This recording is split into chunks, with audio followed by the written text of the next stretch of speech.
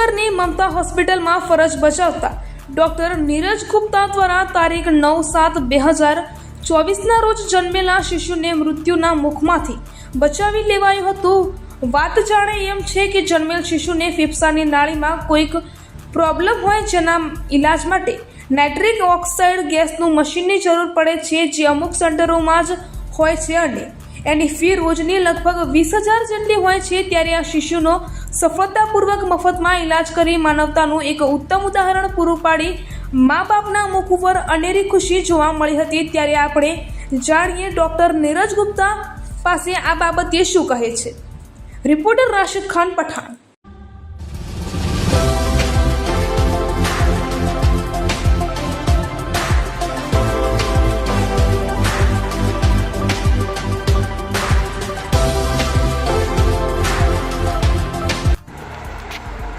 નમસ્કાર સર.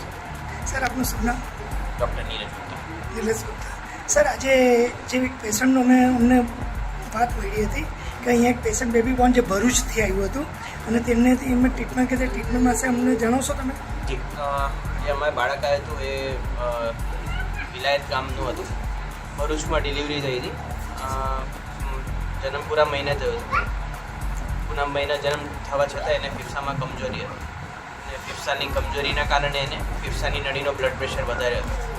તે ઓછું કરવા માટે અમારે નાઇટ્રિક ઓક્સાઇડ ગેસનું મશીન આવે, એ બહુ બધા સેન્ટરમાં ઉપલબ્ધ નથી હોતું અને જ્યાં ઉપલબ્ધ હોય છે ત્યાં per day nitric oxide gas અને હાઈ ફ્રિક્વન્સી વેન્ટિલેટરના લગભગ પર ડેના 20,000 થી 25,000 રૂપિયા જેટલો ખર્ચો થતો હોય છે.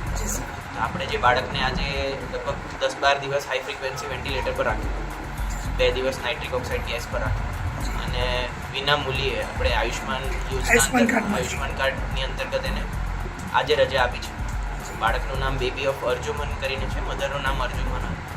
એ ખુશી આજે રજા આપી છે એટલે અમે આજે બહુ ખુશ છીએ. અમારી માટે એક સફળતાનો દિવસ કહેવાય, કારણ કે અંકલેશ્વર ભરૂચ જેવા નાના સેન્ટરમાં બી આપણે નાઇટ્રિક ઓક્સાઇડનો સિલિન્ડર કે નાઇટ્રિક ગેસ આપણે આપી બાળકને, એ બહુ મોટી વસ્તુ મારા પ્રમાણે મારા દ્રષ્ટિએ થાય, કારણ કે ગુજરાતમાં 5-6 સેન્ટર્સ જ એવા છે જ્યાં નાઇટ્રિક ઓક્સાઇડ ગેસ અવેલેબલ છે.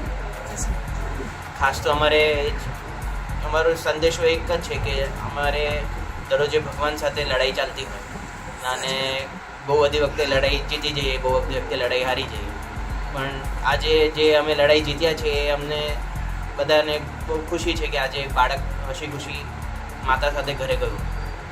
Thank you sir.